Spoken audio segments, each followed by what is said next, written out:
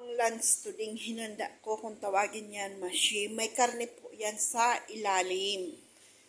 Katulad po nito, oh. Linagyan ko siya. Sa ilalim po. Tapos, ang ginisa ko yung kanin sa bawang, sibuyas.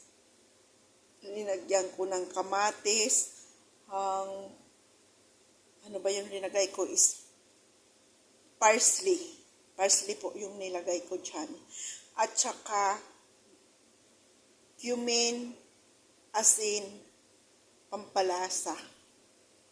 Tapos po ito ay lalagyan natin mamaya. Pag malapit na, lalagyan natin siya ng lemon.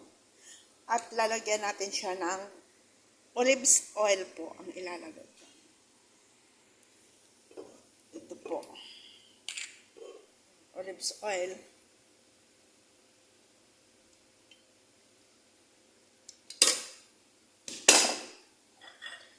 Vegetable broth, ubusin na natin yan.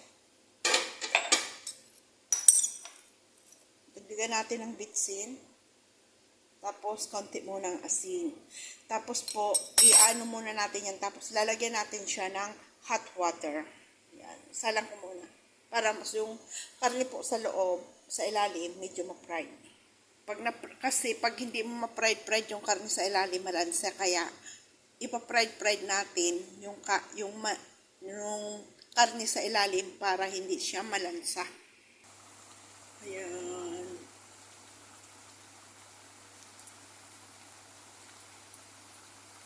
Tapos po, papatungan natin siya ng isang matigas na bagay para po hindi siya magbukal-bukal ba, yung maggalaw-galaw ba pag nagtulo na.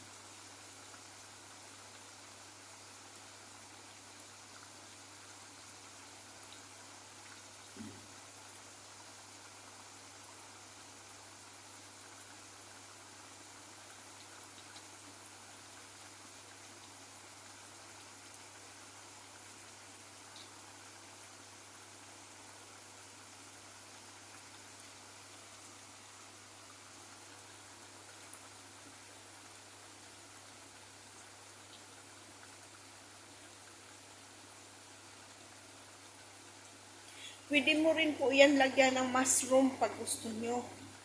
Pwede rin po yan lagyan ng tomato paste.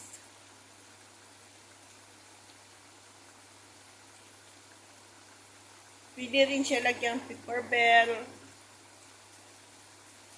Kasi may talong tayo dyan, oh. Ayan, talong.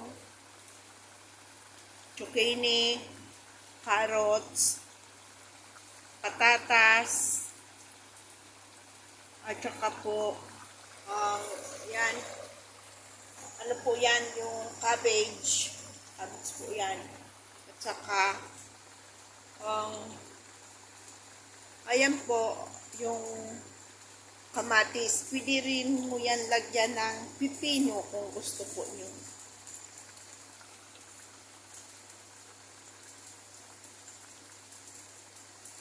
Yung pipino po, bubutasan din yun.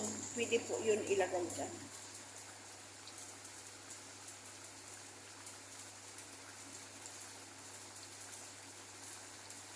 Saan na natin siya mamaya ng lemon.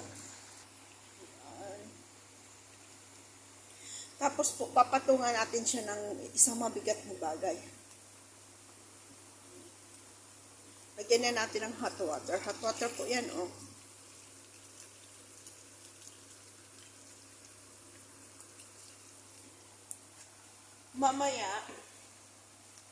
Mamaya po, lalagyan ulit natin siya ng tubig.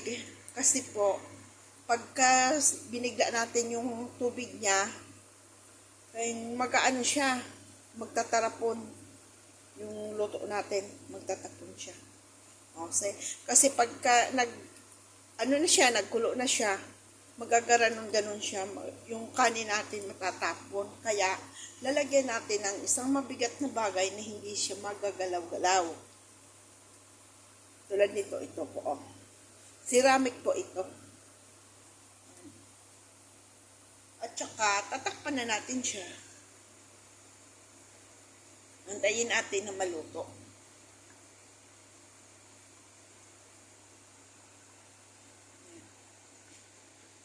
Tapos ilipat natin dito mamaya pagka medyo malapit na siya para hindi po siya mabiglang luto. Kailangan yan.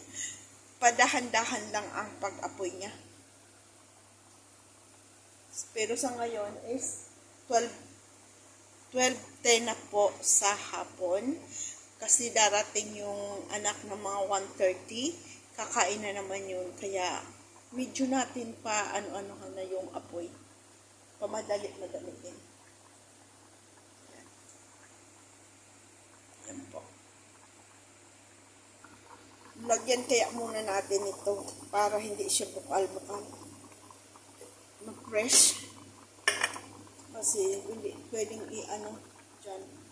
Mamaya, tatanggalin natin pagka nababa na yung apoy para po hindi siya magtapon.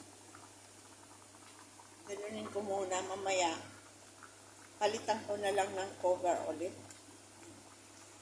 Para hindi siya magkanda sira-sira po ba. Kasi aapoyan na natin ng tudu-tudu. Tudu-tudu-tudu-tudu. Para yung pagmamahalan na tudu-tudu. Walang prino, walang ano.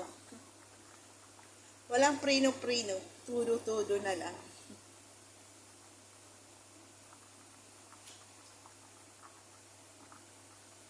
Diba? Kasi yung ano niya, masyadong naklam siya.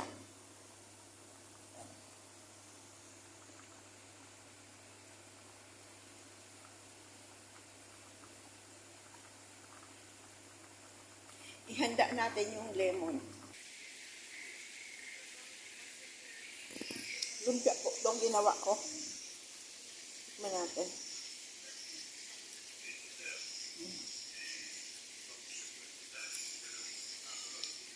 Sarap na.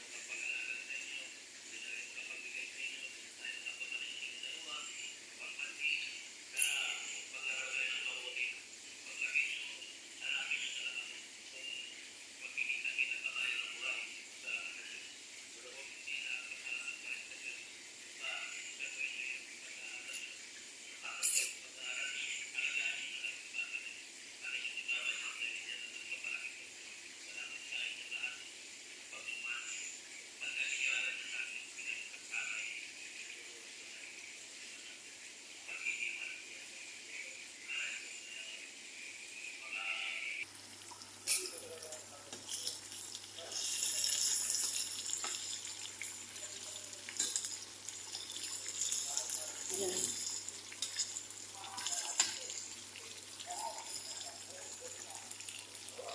Tapang beef.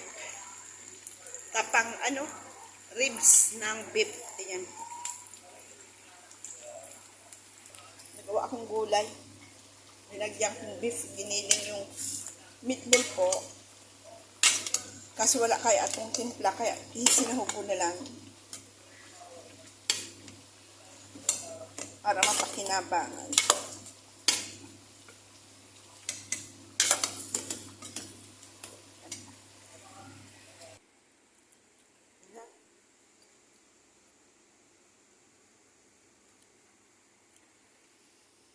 Tempo. Kamay na lang tayo.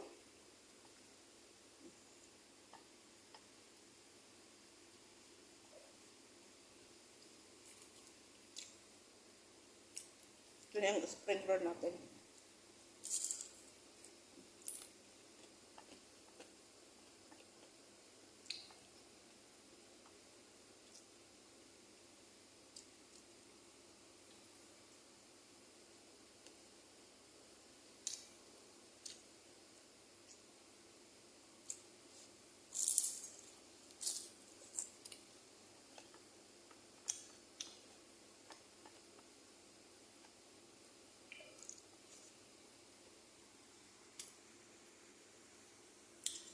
binabad ko sa like 7-Up. Yan. Sarap siya, manamis kami. Ang spring roll natin, vegetable, linagyan ko siya ng ang nakaano po dyan, carrots, cabbage, tsaka sahog niyan manok.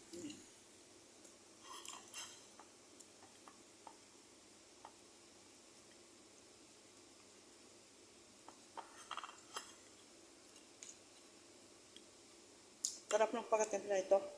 Ito.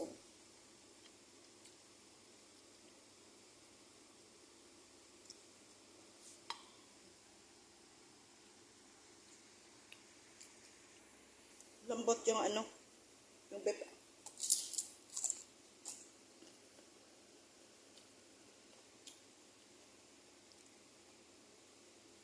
Sarap.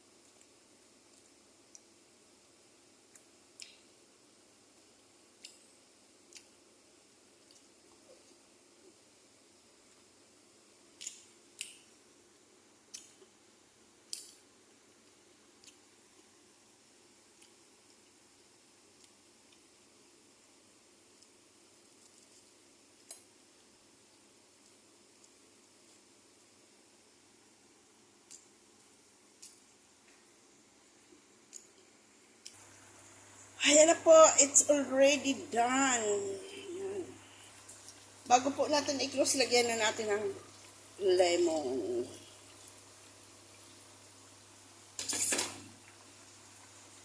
Ano po?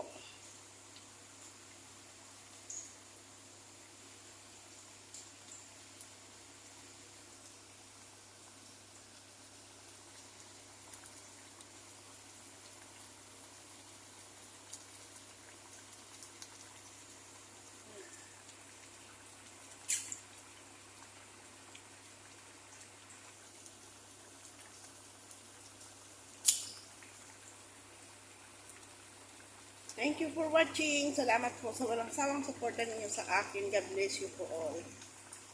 Bye-bye.